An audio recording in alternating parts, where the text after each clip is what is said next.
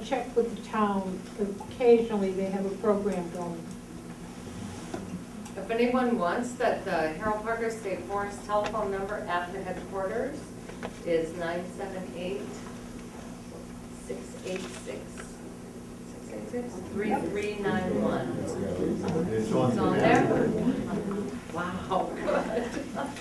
I really like the price of the camping. It's very cheap to go camping at Harold Parker. You know, I really appreciate that. It's really interesting. I was seeing something about some comparative pricing with like Vermont and New Hampshire state parks and Massachusetts state parks and Massachusetts state parks is appreciably cheaper, like a third of the cost. And they really do try and keep it down for them. Just curious if you've notified the local scout troops about your April 24th Park Serve Day. Yeah, we haven't. That's a great idea. Yeah. Some we have. There is some troops that we have through their participation in the programs that I do. They've been, just aware of it, brought to the attention of it, and I think it's showing up. Tell them about the bench too.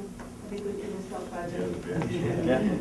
There was a scout program this year. They replaced the boardwalk last year, at the beginning of last year, at Berry Pond. And that was a nice program.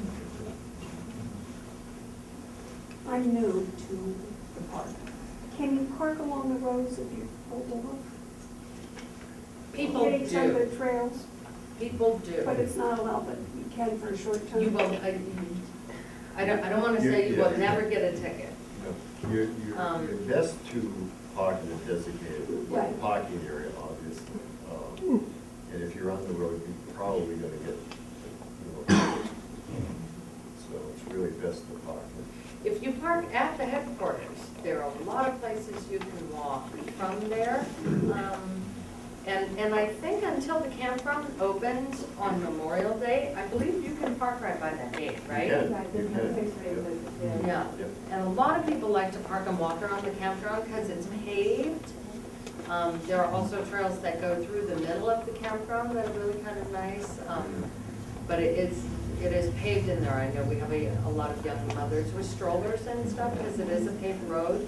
Then on the other end of where Berry Pond Road cuts through to Jenkins Road and comes out not too far from the campground, that's another big parking lot that you can park safely at.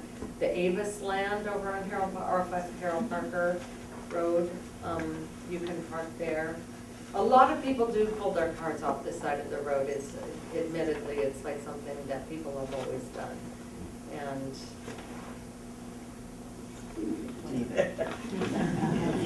don't count myself. If you pull off the road, chances are you're not gonna get one. If you're blocking a fighting, if you're blocking a gate, you're certainly gonna get a ticket. Emergency vehicles have to get in there in case something was to happen.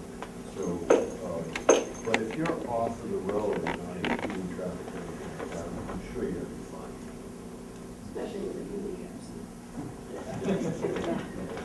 I don't think Good. I'm just curious, this is a very, you used to be able to park right there at the entrance to Berry Pond. It's you made it so that you can't park there. I don't Yeah, know. they pulled. Is that a they fire pulled the gates issue? out. it's an emergency vehicle issue. Okay, So that trucks can get in there Yeah. in case they have to. that makes sense. Yeah, last year was a problem. So, yeah, they put the sawhorses up there for that reason, to keep cars from blocking that in. And they've made that parking area just up the road a bit from that. Okay. See the sign there, across from, it's almost across from the gun club there.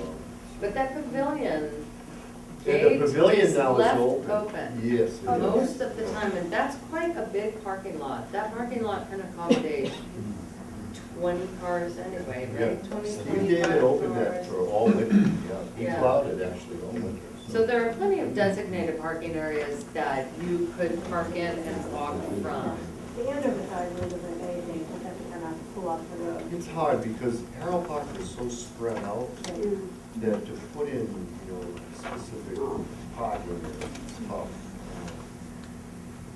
It's not that it hasn't been thought of, definitely there's a lot of thought that's been going into that, but again, it comes down to funding. How are you gonna construct this parking area here, to make Field Pond more accessible, or and Collins Pond, or. I know parking lots have been proposed down at Field Pond, which would be Yeah. a really good idea because people park down there anyway, and then that becomes a bit of a hazard with people walking across the road. And people do drive those roads really, really fast. See, it's really, it's not for lack of ambition on the local level here with Harold Park by any means. It's much larger than that. So, we have the staff over there is great, we have great ideas, and that's why the Friends Group is good too, because you have a lot of input as to what the needs of the community are for Harold Park. But it all comes down to the funding, and without a really strong Friends Group, you kind of at the mercy of what the state's going to give, Well, what two people are doing. or what two people can do, exactly, yeah. So, really, if you're really concerned about Harold Park, and, it would move you to get involved in the Friends Group. Particularly when they have to deal with the beavers every day, that becomes a full-time job. That, pond that, it's near the headquarters, Stearns Pond? it goes down towards Middleton, towards 114, the road. And there's a pond there. That's so full of wildlife. Is that a natural pond? No, No, that's one but that was it's- built by the CCC. Seems to be more full of wildlife than, it has more lily pads and more Yeah. stuff in it. It is filling in. Yeah. When you create ponds where Yeah. there was no pond originally, eventually that water will silt in. Yeah. And just in the very short amount of time that I have spent in and around Harold Parker, the lily pads have really encroached upon that pond. What's the name of that pond? Stearns Pond. Stearns?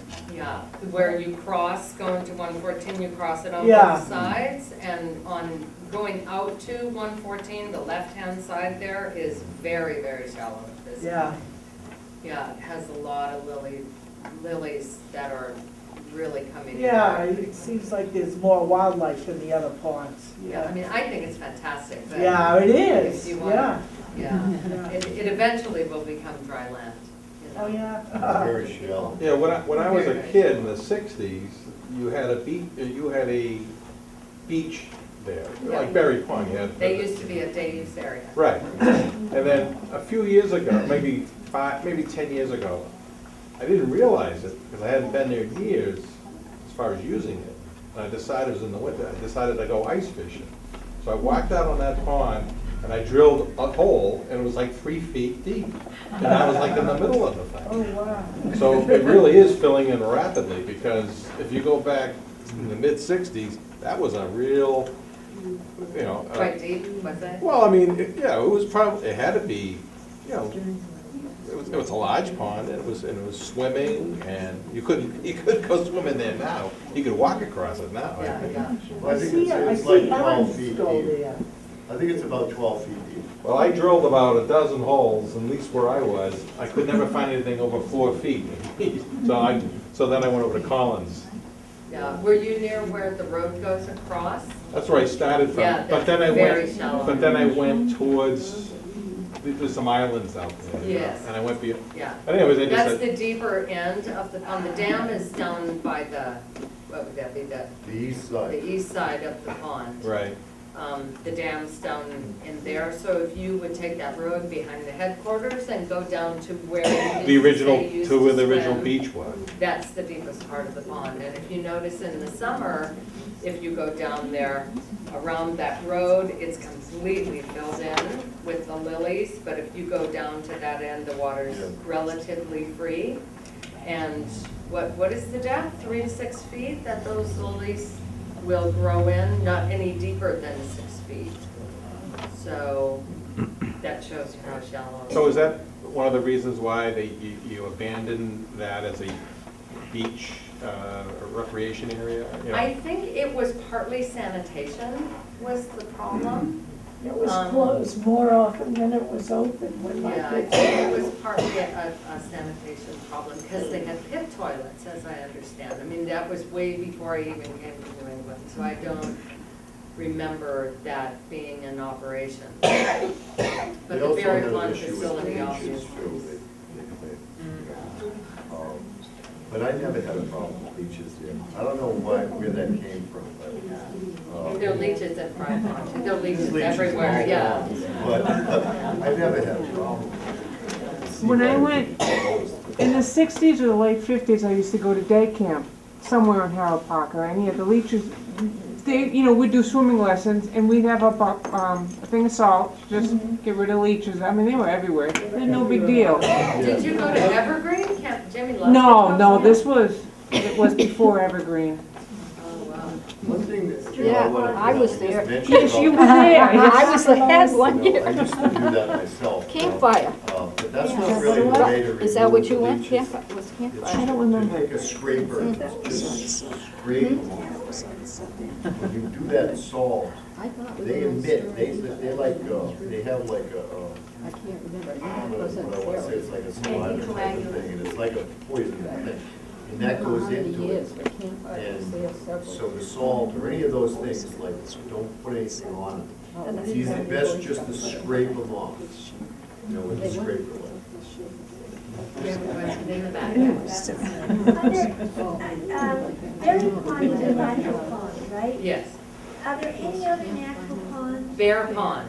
Okay, then what is the name of the pond that's shown, the water is shown on the map by Jenkins Road? If you're going from Berry Pond towards Jenkins Road, it's on your left, just before you get to Jenkins Road. What's the name of that little pond?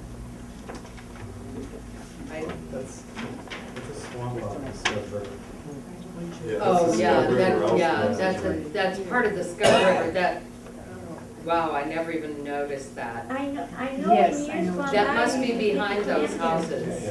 The Taj Mahal house, you know what I mean? It must be behind that, kind of in It's that visible area. from the road. Yeah. Well, that's all flooded out. You mean the one opposite Jim's? Oh, no. This is a quiet place.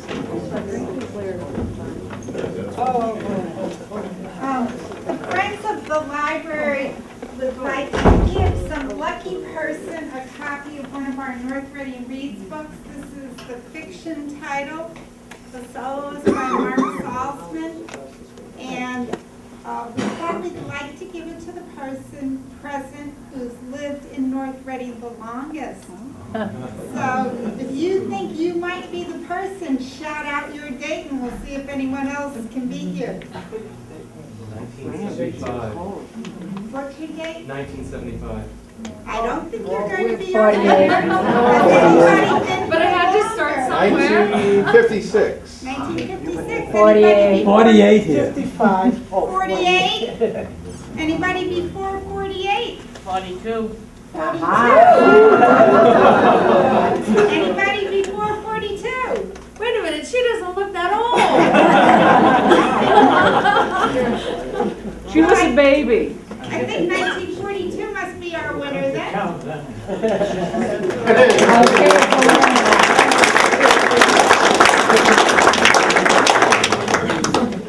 Thank you very much for this overwhelming response, really, it's very heartwarming. This has been a presentation of Harold Parker State Forest. Discover a hidden gem right next door. Bob Anderson. Thursday, April 8th at 7 p.m. at the Flint Memorial Library.